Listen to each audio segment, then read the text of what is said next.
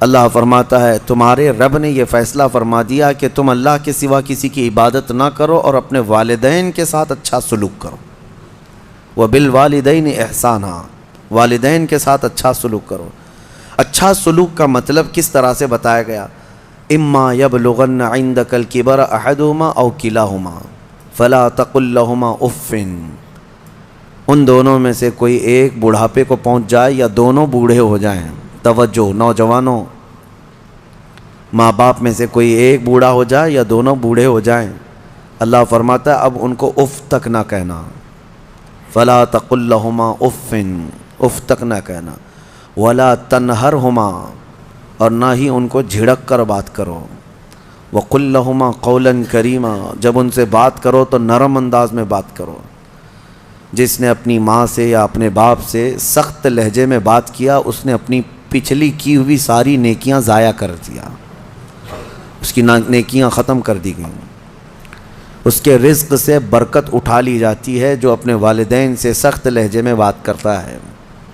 نافرمان جس نے اپنے والدین کا دل دکھایا، حدیث پاک میں میرے آقا صلی اللہ علیہ وسلم فرماتے ہیں، حضور فرماتے ہیں میں اگر چاہوں تو اس کے گھر کو آگ لگا دوں دنیا میں ہی، اس کو جینے کا کیا حق ہے؟ یہ سخت ترین چیز ہے۔ ہمارے بچے، ہمارے نوجوان، ان کو ایسا لگتا ہے ماں باپ بالکل عام سے لوگ ہیں، جیسے چاہیں ویسے بات کریں۔ انہوں نے تمہیں لاڈ و پیار سے پالا ہے تو اس کا مطلب یہ نہیں ہے کہ تم ان کے اوپر حاکم بنو۔ اور آج کے بچے جو کر رہے ہیں اپنے ماں باپ کے ساتھ، اس سے وہ حدیث پاک ثابت آ جاتی ہے۔ میرے آقا نے فرمایا سچ، قیامت کی نشانیوں میں سے ایک نشانی ہے ان تلد الامۃ ربتہا، عورت جو ہے اپنا سردار جنے گی، یعنی عورت سے جو بیٹا پیدا ہوگا وہ سردار بنے گا، یعنی خود ماں کے اوپر ہی حکومت کر رہا ہے۔ باندھی اپنا سردار جنے گی، مطلب یہ ہے ماں باندھی بن کر کے رہے گی، کنیز بن کر کے رہے گی، اور بیٹا حاکم بن کر رہے گا۔ یہ اکثر گھروں کا رواج ہے۔ ماں تو کام کی مشین ہے، ماں تو باندھی ہے، گھر کی کنیز ہے، وہ تمہیں جو چاہیے وہ سب اس ماں سے ہی کرواؤ۔ ماں تمہارے کپڑے بھی دھوئے، ماں تمہارا کچرا بھی صاف کرے، ماں تمہارے برتن بھی دھوئے، تم جہاں بیٹھے ہو وہاں تمہارے لیے کھانا بھی لا کر پروسے۔ کنیز ہی تو ہے تمہاری، تم نے اس کو باندھی بنا رکھا ہے، پلس اس کے اوپر حکم الگ جماتے ہو۔ اتنا سخت ترین گناہ ہے یہ، اللہ نظر رحمت نہیں فرماتا اس بندے پر، اللہ نظر رحمت نہیں فرماتا۔ نبی پاک صلی اللہ تعالیٰ علیہ وسلم کے فرامین اگر دیکھیں، ان لوگوں کی فضیلت آئی ہے قرآن میں بھی اور حدیث میں بھی۔ آپ کو میں بتاؤں، سیدنا موسیٰ علیہ الصلوۃ والتسلیم نے ایک بار اللہ کریم کی بارگاہ میں یوں عرض کی کہ مولا میرا جنت میں رفیق کون ہے؟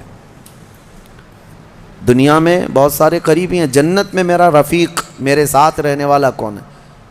اللہ تبارک و تعالیٰ نے فرمایا کہ فلاں ایک گوشت کا کاروباری ہے، قصاب ہے، اس کا نام بتایا کہ یہ آپ کا جنت میں رفیق ہوگا۔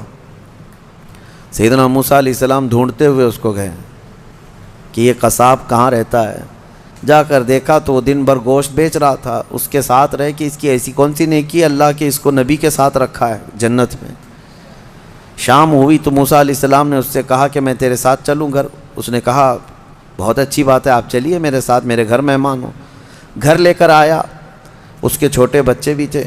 موسیٰ علیہ الصلوۃ والتسلیم گھر گئے تو دیکھا اس نے جلدی سے اپنے گھر میں جا کر کچھ چیز روٹی یا دودھ لیا، اور اللہ کے نبی کو بھی بٹھایا ہے اور اپنے بچوں کو بھی بٹھایا ہے، اور اس کی ماں بستر پر تھی، اسے جا کر دودھ میں روٹی چور کر نرم کر کر کے کھلا رہا ہے۔ اور اس کی ماں بستر پر سے ہاتھ اٹھاتی اور کہتی ہے مولا میرے بیٹے کو تو جنت میں موسیٰ کا ہم نشین بنا دے۔ یہ اللہ تبارک و تعالیٰ نے اس ماں کی دعا سے اس بندے کو، ماں کے خدمتگار کو جنت میں موسیٰ علیہ السلام کا رفیق بنایا۔ میرے عزیزو، ماں باپ کو اپنے کنیز یا اپنے غلام نہ سمجھنا، یہ باندھی یا تمہارے غلام نہیں ہیں۔ اور رب تبارک و تعالیٰ نے ان آیتوں میں فرمایا وَاخْفِضْ لَهُمَا جَنَاحَ الذُّلِّ مِنَ الرَّحْمَةِ وَقُلْ رَبِّ ارْحَمْهُمَا كَمَا رَبَّيَانِي صَغِيرًا۔ ان کے سامنے جب جاؤ تو اپنے بازوؤں کو نرمی سے بچھا دو. بازوؤں کو بچھا دینا مطلب کیا ہے؟ ان کے سامنے عاجزی کرو. تمہارے باپ بوڑھے ہو جائیں، تمہاری ماں بوڑھی ہو جائے، ان کو یہ احساس بھی نہ ہونے دو کہ وہ ایک چیز کو بار بار بول رہے ہیں. یہ آداب میں لکھا بھی ہے مفسرین نے کہ بڑھاپے میں اگر وہ تم سے دوسری بار سوال کریں ایک ہی چیز کو تو یوں نہ کہنا کہ ابا ابھی تو پوچھے تھے پھر پوچھ رہے ہو آپ، بلکہ ہر بار نئے انداز میں ان کو جواب دو تاکہ اسے احساس بھی نہ ہو کہ وہ بھول رہا ہے. یہ حقیقت میں فرمانبرداری ہے بچوں کی. ورنہ دنیا پرست آج ایسے ہو گئے ہیں کہ نعوذ باللہ من ذالک، ماں باپ کو وہ دیکھنا بھی پسند نہیں کرتے، بات کرنا بھی پسند نہیں کرتے. کتنے بوڑھے ایسے ہیں، کتنے بوڑھے ایسے ہیں. پھر بھی غنیمت ہے ہمارے ملک میں، یورپین کنٹریز، امریکہ میں ایسے حالات ہیں کہ بوڑھے اپنے گھروں میں رہتے رہتے مر جاتے ہیں. ہاسپٹل کو پڑوسی لوگ اطلاع کرتے ہیں کہ اس گھر میں جو بوڑھا تھا انتقال کر گیا، آ جاؤ اس باڈی لے جاؤ. بیٹے نہیں ہوتے ساتھ میں، کوئی نہیں ہوتا. اور آپ پوچھ لینا، مجھے وہاں کے رہنے والوں نے بتایا ہے کہ ایک بوڑھا یا ایک بوڑھی عورت کو کبھی کوئی پوتا ملنے آئے تو اس دن اس کی عید کا دن ہوتا ہے. وہاں پر بہت اس کو اہمیت دی جاتی ہے کہ کسی کا پوتا یا کسی کا نواسا ناتی ملنے کے لیے آ گیا بوڑھے کو تو کہا گیا کہ اس کا گھر جو ہے عید کی طرح ہو جاتا ہے. اتنی خوشیاں ہوتی ہیں. اس طرح سے اولاد کو دور کرنے کا نظام بنا کر وہ دنیا میں امن کی بھی بات کرتے ہیں. بہرحال یہ قیامت کی نشانیاں ہیں. حضور پاک صلی اللہ تعالیٰ علیہ وسلم نے اس شخص کے لیے ہلاکت کی دعا کی ہے. ممبر پر کھڑے ہو کر کے میرے آقا نے ہلاکت کی دعا کی ہے، مولا وہ شخص ہلاک ہو، برباد ہو جائے. حضرت جبرائیل امین نے دعا کی اور حضور نے آمین کہا. وہ شخص ہلاک و برباد ہو جائے جو اپنے ماں باپ کو پایا لیکن ان کی خدمت نہیں کر سکا، ان کی خدمت نہیں کر سکا اور ان کو راضی کر کے جنت نہیں حاصل کر سکا. ایسا شخص ہلاک و برباد ہو جائے. حضور نے آمین کہا. اس بات کو سمجھو. کتنی مائیں ہیں جو ہمارے پاس اپنے بچوں کے متعلق کہتی ہیں، کتنے باپ ایسے ہیں جو اپنے بچوں کے متعلق ہمارے پاس کہتے ہیں، اور کتنے تو ایسے ہیں جو یہ کہتے ہیں کاش میری اولاد نہ ہی ہوتی تو میں سکون سے ہوتا. تو تم ایسے تو نہ بن جاؤ کہ تمہارے والدین تمہارے پیدا ہونے پر بھی افسوس کرنے لگ جائیں. وہ زیادہ دن تک تمہارے ساتھ رہنے والے نہیں ہیں، کیا خبر. اس لیے کوشش یہ کرو کہ ان کا احترام کریں، جتنے دن ہیں ان کو سکون کی سانس لینے دو، اور ہو سکے تو اپنے ہاتھ سے ان کی خدمت کرو، اپنے ہاتھوں سے ان کی خدمت کرو، کیونکہ ان کی خدمت کا بدلہ تم دے ہی نہیں سکتے. جب تم ماں کے پیٹ میں 9 مہینے تھے، ایک جھٹکا جو تم نے لگایا، تم 7 بار اپنی ماں کو حج کرا کر کے بھی اس جھٹکے کا اجر نہیں دے سکتے، اس کا بدلہ نہیں چکا سکتے. تم اپنی ماں کو کندھے پر بٹھا کر حج بھی کرا لو 7 مرتبہ، تب بھی تم اس کا وہ حق نہیں ادا کر سکتے. بہت بڑا عظیم حق ہے. اور کتنے ہلکے میں دھڑلے سے نوجوان اپنی ماؤں کو گالیاں تک دیتے ہیں، نعوذ باللہ. اور فرمایا گیا کہ جب ماں باپ، ایک نشانی میں آپ کو بتا دوں آپ کی زندگی کی، سب کو بتا دیتا ہوں، اپنی اپنی زندگی میں اس کو جانچ لینا.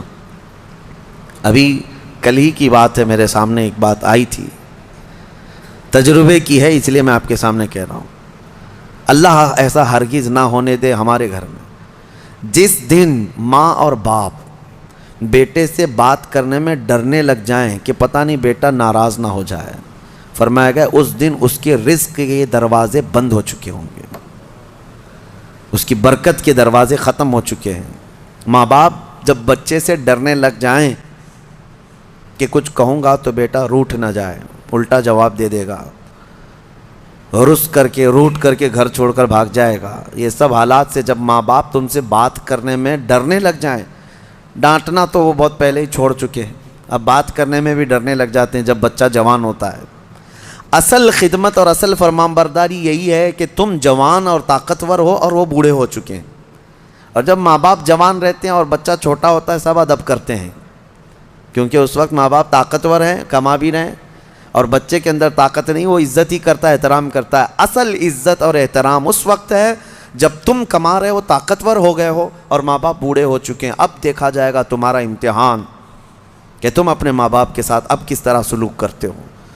اللہ کریم ہم سب کو والدین کی فرما برداری عطا فرمائے، اور جن کے والدین موجود ہیں وہ خدمت کر کے وہ جنت حاصل کریں۔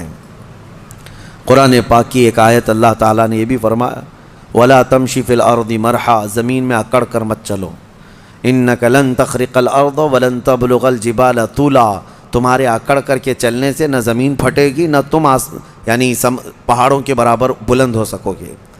تم ذرا دیکھو تمہاری حیثیت کتنی ہے۔ جو لوگ اکڑ کر کے گردن اونچی کر کے چلتے ہیں ان کے لیے کہا گیا ہے کہ غرور اور گھمنڈ آدمی کو ڈبو دیتا ہے، اور یہی غرور دنیا کا سب سے پہلا گناہ ہے جو شیطان کے اندر آیا۔ اس نے آدم علیہ السلام کو سجدہ جو نہ کیا وہ اکڑ ہی تو تھی، میں کیوں جھکوں اس کے سامنے، اور یہ اکڑ اللہ کو بالکل پسند نہیں۔ حدیث پاک میں ہے قیامت کے دن جو غرور اور تکبر کرتے تھے ان کو چونٹیوں کی طرح بنایا جائے گا، اور پورے اہل محشر سے کہا جائے گا ان کو اپنے پیروں سے روندو۔ غرور اور تکبر نہ آنے کے لیے جو علاج ہے اس میں کوشش یہ کرو کہ سلام میں تم پہل کرو۔ مسلمان کو دیکھو تو پہلے سلام کرو۔ عاجزی آنے کا ایک راستہ ہے، غرور اور تکبر کو ختم کرنے کا ایک ذریعہ ہے۔ میرے آقا صلی اللہ علیہ وسلم نے فرمایا سلام کرو ہر ایک کو۔